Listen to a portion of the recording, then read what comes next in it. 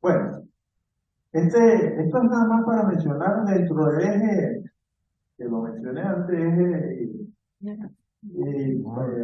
hipotálamo, hipófisis gonadal, que puede ser en la mujer, pues, o en el hombre, ovario del testículo, y pongo como un ejemplo aquí un déficit importante de estrógeno, una menopausia de una mujer con apariencia de envejecimiento prematuro, con pérdida de cabello, a veces con patrón masculino, porque hay alopecia, cara pálida, el código de barra que se describe en la boca, como el ligero bigotico, porque hace un poco de exotismo.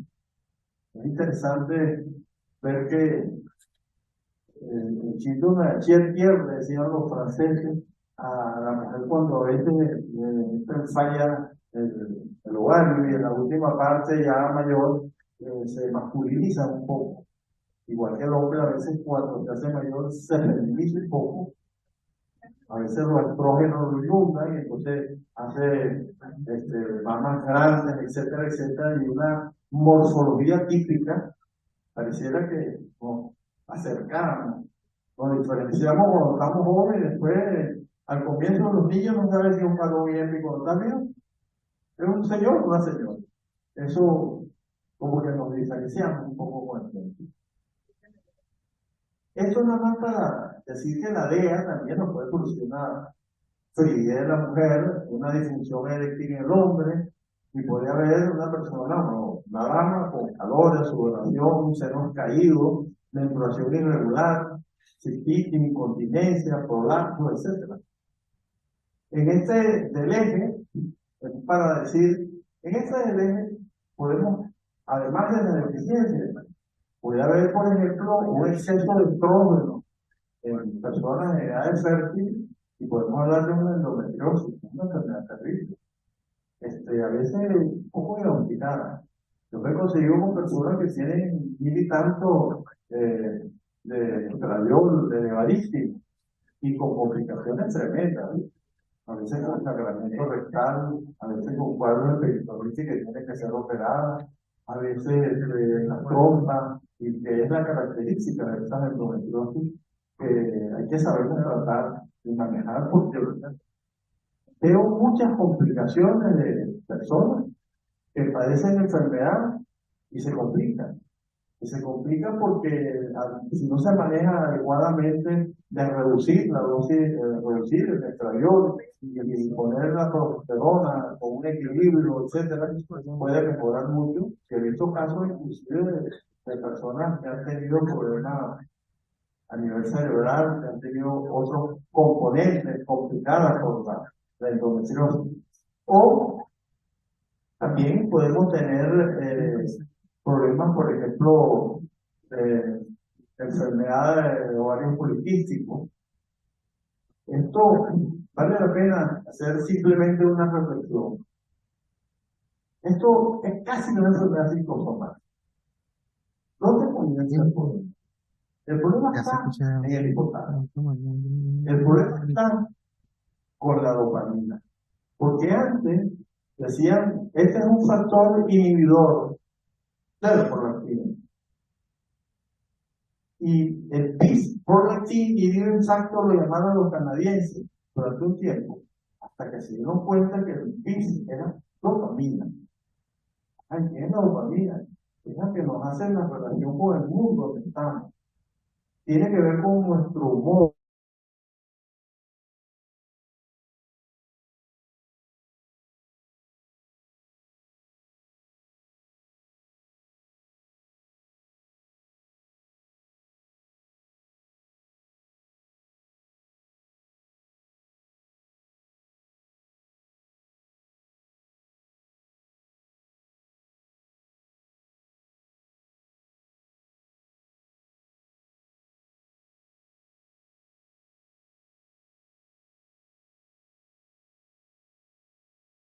Tiene forma especial, a veces no quieres hablar con nadie, no importa. Sí, tengo periodo que no me interesa nada. Quiero hablar con nadie, no me apetece nada. Y después viene el periodo en que se te pasa él y te sí. Entonces es como un periodo ciclo, que esa dopamina baja y sube, pero ya cuando baja y sube, que afecta toda la parte emocional, entonces aumenta la tolerancia. Y esa prolactina cuando aumenta interfiere en el ritmo de la FSH y la LH para actuar a nivel del ovario.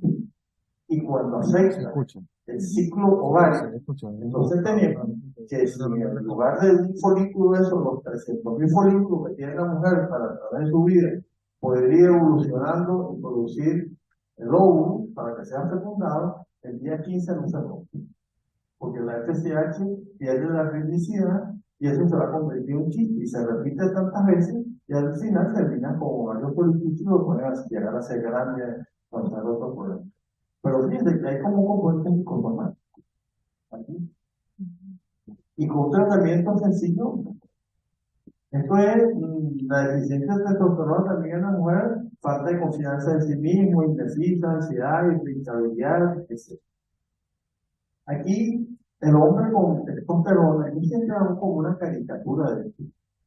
Usted le dice a un hijo de ustedes, un varón joven, 15, 16, 18 años, mira, no sabes, al día noche, mucho peligro, por ahí matan gente, pasa esto, pasa lo otro. Yo no le sabe. Porque diga a mi padre, me importa un pepino y amanece con una moto por allí y tal. ¿Y saben por qué? Porque tiene testosterona. Y esa testosterona le hace como los toros en periodo de celo, que se caen a pelear, porque la testosterona les sobra. Pero cuando una persona está mayor y esa testosterona bajó, se abre la puerta con gasolina, yo no salgo porque, uy, yo no sé que hay mucho peligro ahí. Un negocio, déjame pensarlo porque es una indecisión. No se atreve, sabe lo que sabe, voy para adelante. Pero no tiene, entonces duda de todo. Yo cuando soy un médico, ya el doctor Hopkins, ¿qué siente la testosterona?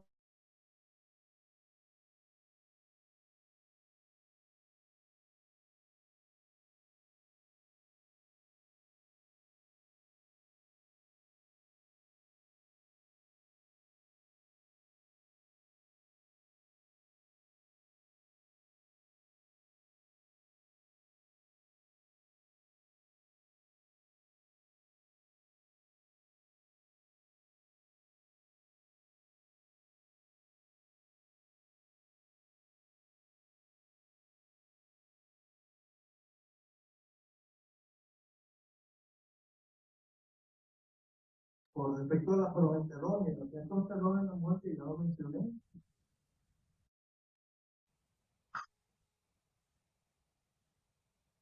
esto es como una repetición del eje hipotálamo y pituitario en relación a lo que antes comenté de afectación, deficiencia del ovario, o si hay mucha testosterona, pues un hombre con mucha musculatura, basta ver el cuerpo físico de alguien y sabe que tiene testosterona. Si no hay testosterona, el músculo se pone flácido, se pone mucho más.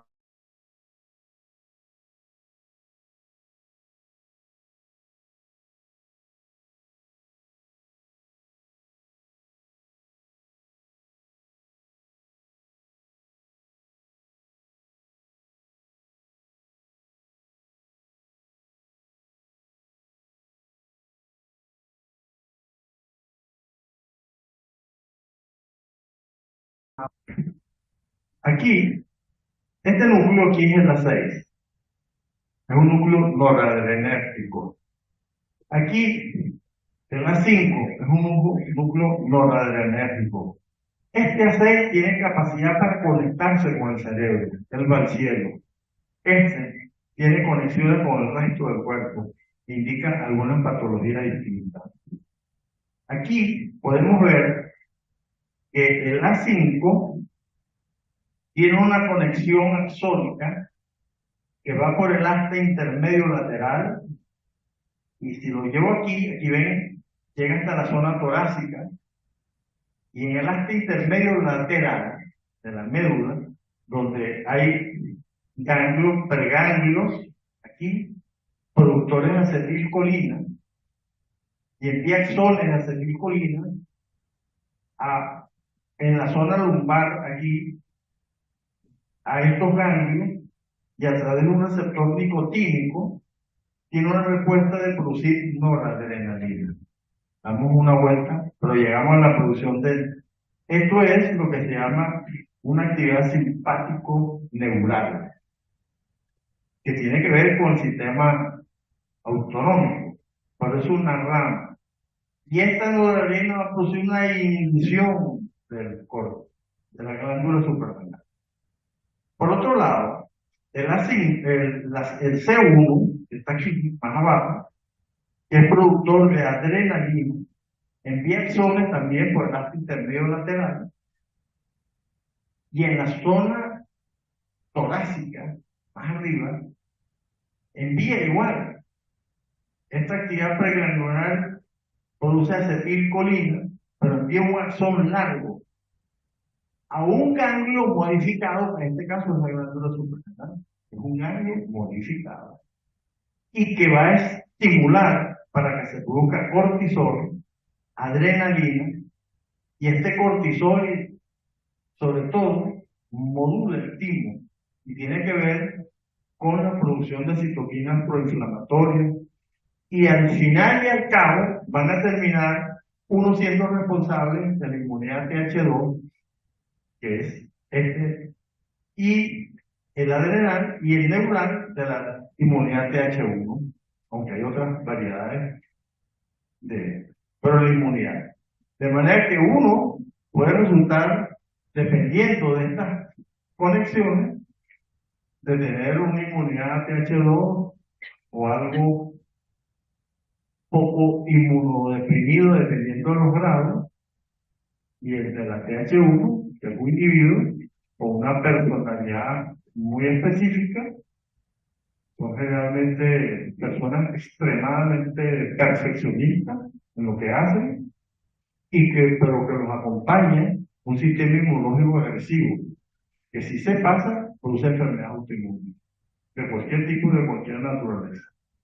Y esto hay que tenerlo muy presente porque matiza una serie de cuadros y es muy fácil cuando tú interpretas esto como tratarlo.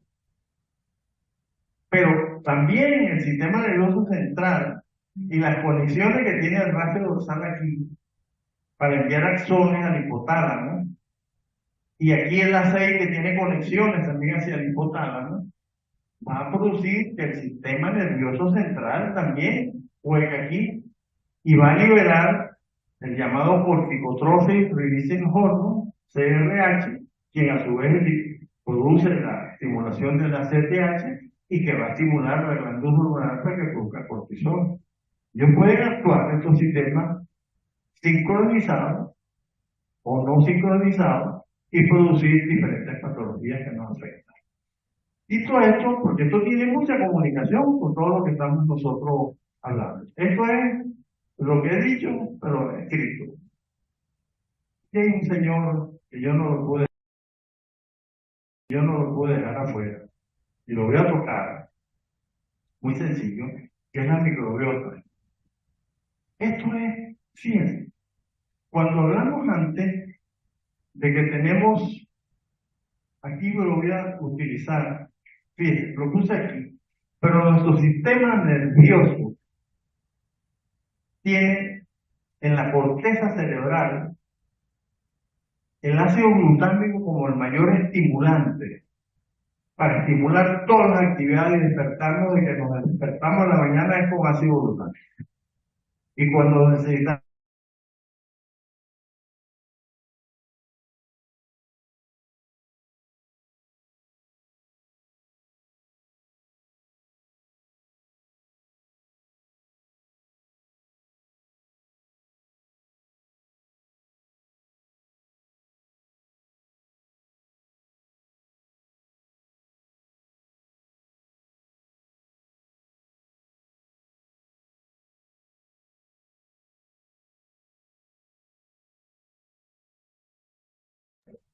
como toda la filosofía de Dios y el diablo, esa bipolaridad aparece en el cerebro. Pero pregunto, más abajo, ¿acaso en el páncreas no hay el glucagón y la insulina? No hay bipolaridad. Casualidad. Lo único que le pusimos otro nombre, pero son antagonistas. ¿Y es que acaso los huesos no es lo mismo? Osteoblasto y osteoclasto. ¿Por qué esa bipolaridad? Uno destruye, uno reconstruye. Y entonces si sigues eso, ves que todo el cuerpo tiene como una bipolaridad. Por eso que todas las religiones del mundo, todo el mundo está entre el bien y el mal. Dios y el diablo. O sea, todas las filosofías hablan de eso. Yo lo llevo al cuerpo y sencillamente es como para meditar. Ahora bien, y entonces viene la microbiota. Y resulta que a nivel del intestino, ellos producen ácido graso de cadena corta. Y esos ácidos como el propionato, el butirato, el acetato, que se producen allí, llegan al hipotálamo, atraviesan la barrera hematoencefálica, regulan los niveles de GABA, el glutamato, además aumentar la producción de péptido anorexígeno. Tendrá que ver esto con los problemas de anorexia, qué conexión tiene aquí. Pero es que los ácidos grasos son los que manejan, esos ácidos grasos de cadena por toda la cadena respiratoria celular nuestra. Es decir, que ellos están haciendo un papel estelar en lo que es la respiración, la oxidación nuestra. No es una cosa al azar. ¿Y cuántos son ellos? Ellos son 10 veces más que todas las células del cuerpo. Y pueden pesar hasta 2 kilos.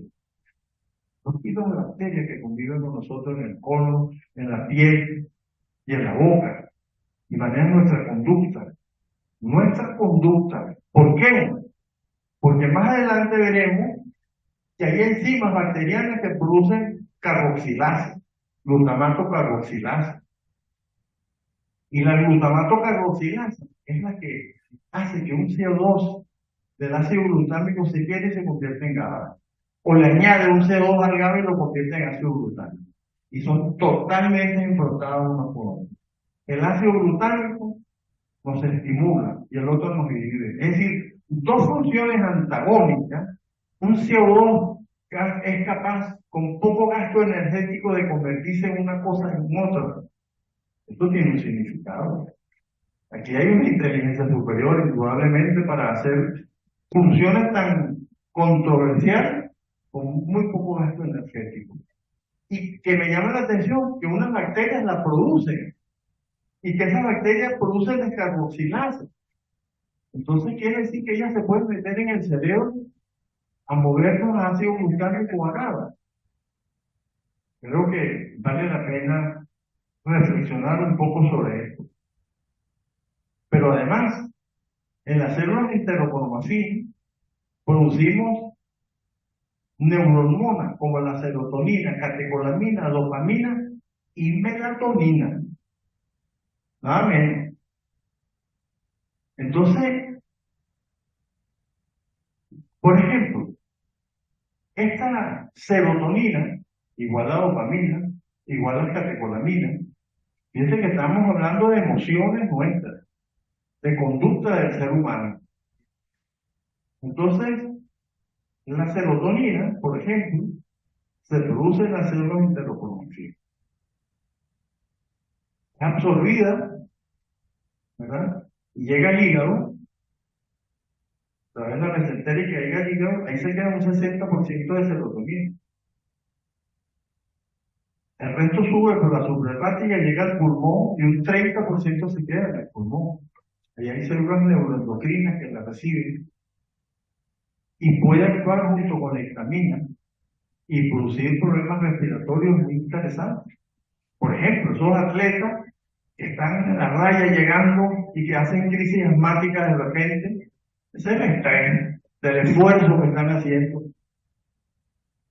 ¿Qué pasa allí? Bueno, que esta serotonina, después que pasa por el pulmón, se mete en las plaquetas y circula en nuestras plaquetas. Y 1% queda en el plasma de circulación. Una sustancia extremadamente vasoactiva. Y esa circulación de las plaquetas, nada menos que manejan todo el sistema de coagulación. Nosotros pudiéramos interferir, una persona que va a ser operada o no, y manejar esa situación de evitarle trombos, complicaciones desde el punto de vista vascular, porque las plaquetas manejan a través de la adhesión, la agregación plaquetaria y la liberación de serotonina libre. que es una sustancia tremendamente radioactiva y que puede producir infartos, accidentes cerebrovasculares, etc. ¿Y qué? ¿Por qué las plaquetas se ven?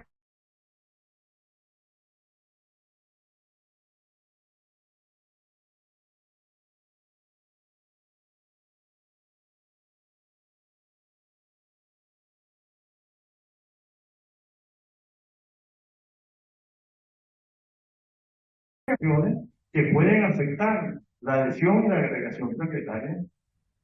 Y esto, yo quiero, Vinicio, interesante, esto lo de la descarboxilasa. Yo sé que Vinicio como biotecnoquímico le puede interesar mucho esto. Aquí,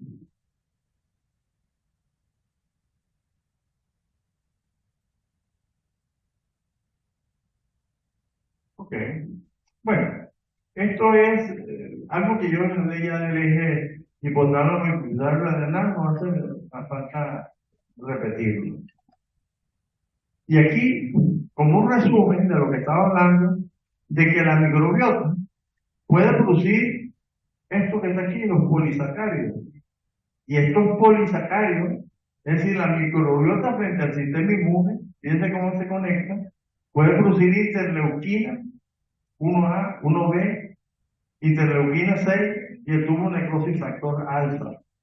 Y esto, pasar la barrera y actuar sobre las microbias del cerebro. Usted no se pregunta, uy, pues estas bacterias se las traen de verdad. Es que pueden hacer mucho con nosotros. Yo les voy a contar un caso clínico, puede ser una locura lo que yo les voy a decir.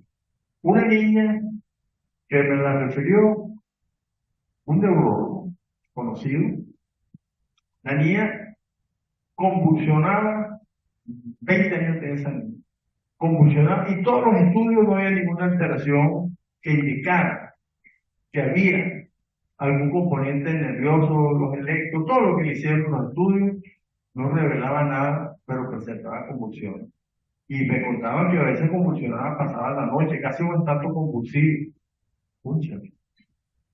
Yo el caso lo vi complejo, iba a consultar con otros colegas para hacer, pero en ese momento empecé a interrogar a la niña sobre su alimentación y estas cosas, y me dijo que ella, bueno, le fascinaba comer perro caliente, no sé cuánto, bueno, me habló de un desastre en la parte alimenticia. Y a mí se me ocurrió decir, pucha, esto no tendrá un desorden aquí en la microbiota, no estarán ellos a través de la descarboxilasa, así fue lo que yo pensé, estimulando el ácido glutámico. ¿En qué forma, qué interesante sería medirle el ácido glutámico, medirle el GABA? Y yo lo único que le dije, mira, por el momento te voy a referir para que te hagan estos estudios y tal cual. Yo nada más te voy a mandar, es decir, probióticos, así, así, así. Cambia esta alimentación y después que te hagan estos estudios y te vea fulano, unos neurólogos y tal, de confianza, puedes venir a informarme. Los familiares, yo no estoy diciendo que esto sea así, pero fue lo que ocurrió clínicamente. Los familiares me llamaron y me dijeron, la niña tiene, en ese entonces, un mes sin convulsionar. Bien, ¿será que la microbiota tuvo que ver con eso? Eso fue una pregunta que yo me hice. Yo le mandé eso porque sabía que no le iba a hacer daño. Que me había dicho que tenía problemas de alimentación, le indiqué eso, y ellos me llamaron para decirme que no. Yo no digo que haya sido eso la causa de la cura, puede haber sido un azar, lo que sea, pero me llama la atención lo que ocurrió en alguien que ya tenía tiempo con eso. Mire, este tema, 10 minutos quedan. Bueno, ya estoy concluyendo. Yo quise mencionar la melatonina. Fíjense, la melatonina lo produce la glándula pineal, el núcleo supraquiasmático. Tiene que ver con la luz y tiene que ver con la noche. Ella sale como un duende cuando no hay luz. Si hay una luz prendida, un celular, un televisor, no hay melatonina, no aparece. ¿Y quién es la melatonina? Ya nada menos hace, es un relojero. El doctor Daniel Carinada le llama el relojero nocturno. Y ella sale como un relojero a ajustar los relojes biológicos de todo el cuerpo. Los ajusta, cuando están en los primeros rayos del sol, ya terminaron su función, otro día. Ahora imagínense ahorita jóvenes que te dicen, no, yo paso la noche viendo esto, televisor, con el celular, que no tiene ritmo circadiano. No hay nada que hacer ahí. Y entonces, el relojero no sale en la noche y no ajusta los ritmos circadianos. Eso está demostrado que esa falta de ritmicidad, de esa homeostasis interna y de los ritmos circadianos, induce enfermedades graves. Y de hecho, ustedes pregunten a cualquier paciente con enfermedades graves, pregunten si duermen bien. Y en un porcentaje alto le van a decir que es fatal, duermo fatal. Tanto es así que yo digo, el que no duerme bien, el doctor Lechín decía, el que duerme bien se muere de viejo y aburrido. Y el que duerme mal, lo ven en los hospitales con enfermedades graves. Interróguenlo, y eso es una verdad como esta que. Entonces, otra cosa que llama la atención, los seres unicelulares tienen melatonina. Yo pregunto, el creador, que puede ser el tiempo, la naturaleza, la evolución, como lo quieran llamar, ¿por qué ellos tienen melatonina? ¿Y por qué eso está hasta nosotros, hasta el homo sapiens? Si es que somos sapiens de verdad. Pero esa evolución que nos ha permitido llegar a tener cerebro, a tener una composición, ¿por qué está la melatonina presente? Y está con algo tan sagrado como es la luna o la oscuridad y la noche. No, es para uno reflexionar. ¿Ante quién estoy? Es un relojero. Todos los genes reloj se ajustan con este núcleo supraquiasmático con su representante que es la melatonina. Muy vinculada, por cierto, con la serotonina. ¿Sí? Muy vinculado con la serotonina. Bueno, yo cuando escribí eso, dije que es un motivo de vida la melatonina. Porque ella, los estudios que he hecho ahí, tiene tremendos poderes para los problemas oncológicos. Demostrado que en casi todos los pasos de señalización ella actúa. En casi todos. O sea, todas las vías de producción del cáncer, ella tiene una acción. Hay que revisarlo. Yo dejé ahí una bibliografía escrita por mí, no publicada. Y otras que están publicadas. Hay una revista que yo hablé de los ritmos circadianos, de los genes reloj y de la importancia en la salud que tiene que ver todo esto. Ahí está en la bibliografía de eso. Bueno, este es un resumen de uno de los temas que hablé de eso.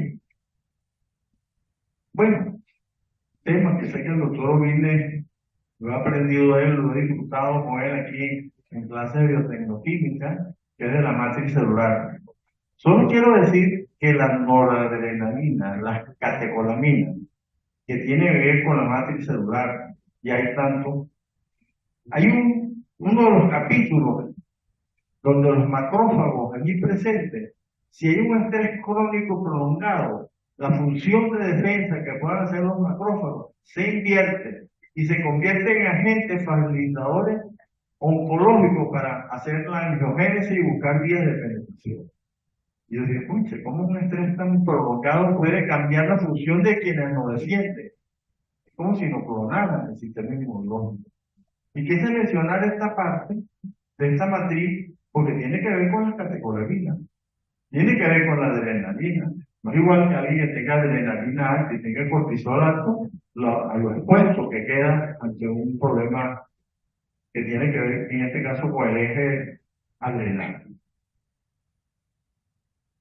Y veamos la pregunta, ¿qué es la biorregulación? Entonces, la biorregulación es un proceso biológico activo inducido por una intervención terapéutica que puede ser o no farmacológica. con la capacidad de optimizar y restaurar los mecanismos de la autorregulación. ¿Qué patologías están investigadas en relación con la microbiota? Patología cardiovascular, arteriosclerosis, porque afecta el eje hipotálamo microbizario y a través de la vía del estrés, todo lo que hemos venido hablando. El estrés altera las funciones gastrointestinales, la permeabilidad, la motilidad, la sensibilidad visceral, el flujo sanguíneo, las secreciones, también la microbiota asociada al estrés, que juega un papel.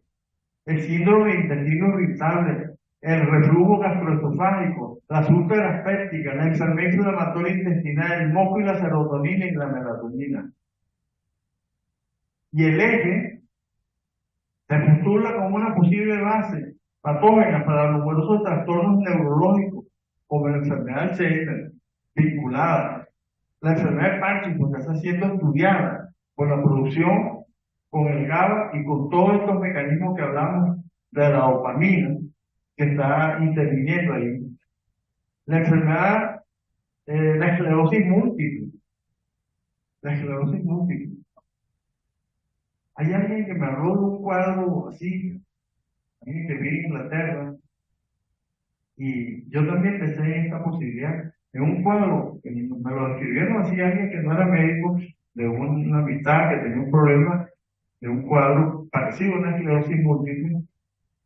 Y le dije, bueno, es bueno que te vea un neurólogo en Inglaterra, le hice algunas recomendaciones, y le dije, le mandé probióticos. Puede sonar para otro médico, usted es descabellado, mira, pero usted tiene que dar probióticos buenos, ¿no? Que tiene vínculo.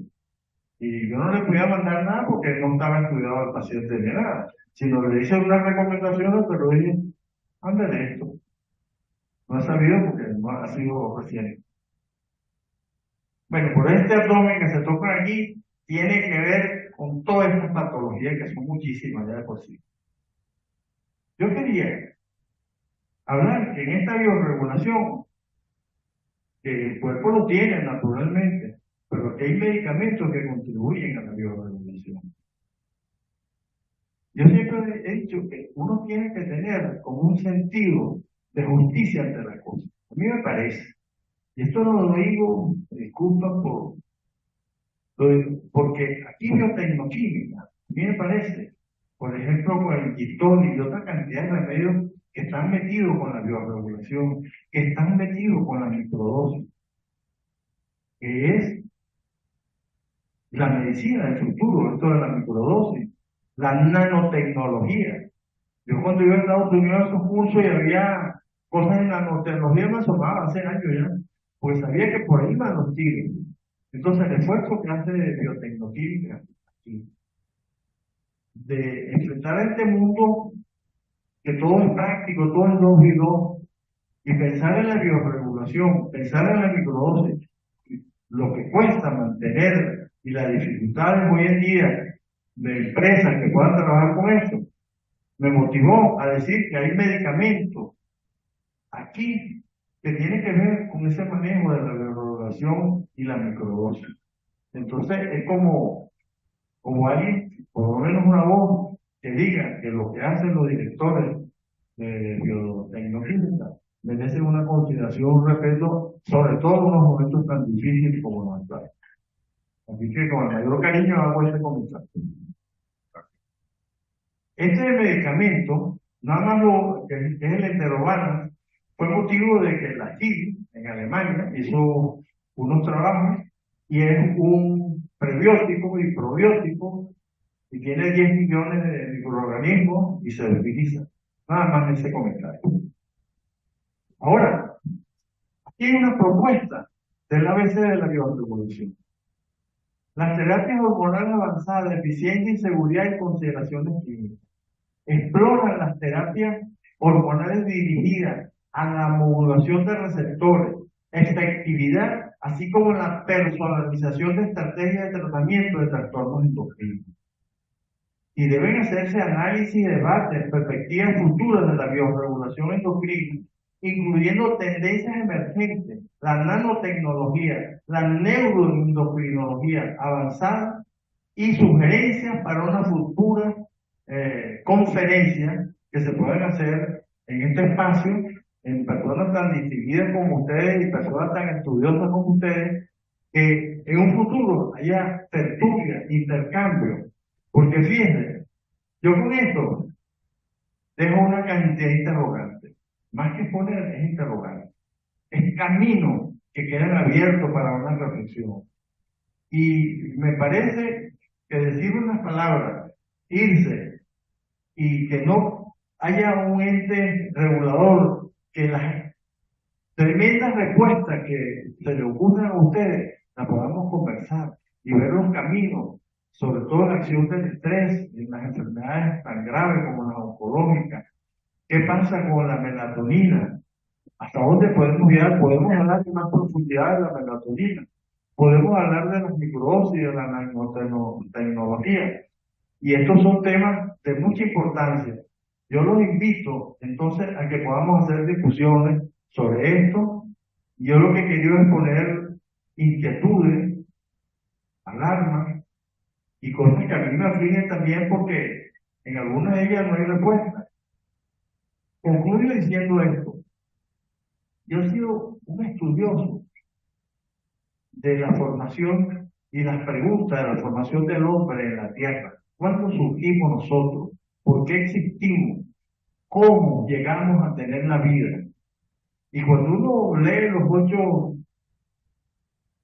eslabones de David Christensen, que habla de la formación desde la superexplosión de la supernova, llegar a esa lluvia de estrellas, saber que estamos formados por polvos de estrellas, porque la tabla periódica de los elementos se hizo a base de millones de años en esa sopa que hubo en el océano, para que nacieran los primeros seres unicelulares, la bacteria, y todo interconectado con el sol, y son capaces de que en un momento dado, posiblemente los huevos, yo digo que el riñón, pudieron nosotros conquistar la tierra para formar los primero las aves, los reptiles, los mamíferos, y después, eso que ocurrió con los dinosaurios, esa gran explosión que desapareció, permitió que existiera el mamífero.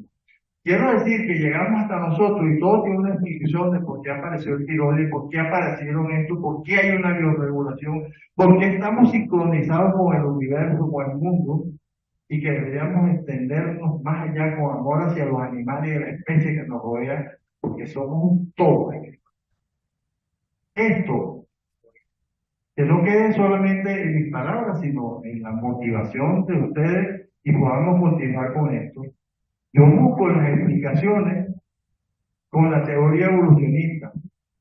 Concluyo diciendo que acabo de escribir algo para la prensa, va a ser publicada pronto, se llama Las tristes emociones de un nuevo continente, de un autor colombiano, Mauricio Guillermo Villegas, que habla sobre las tristes emociones de un continente que está emparentado con parte de lo que estamos hablando, y que ese continente, que es América, tiene que buscar en nuestras propias raíces, desde que nosotros fuimos llevados y conquistados por los españoles.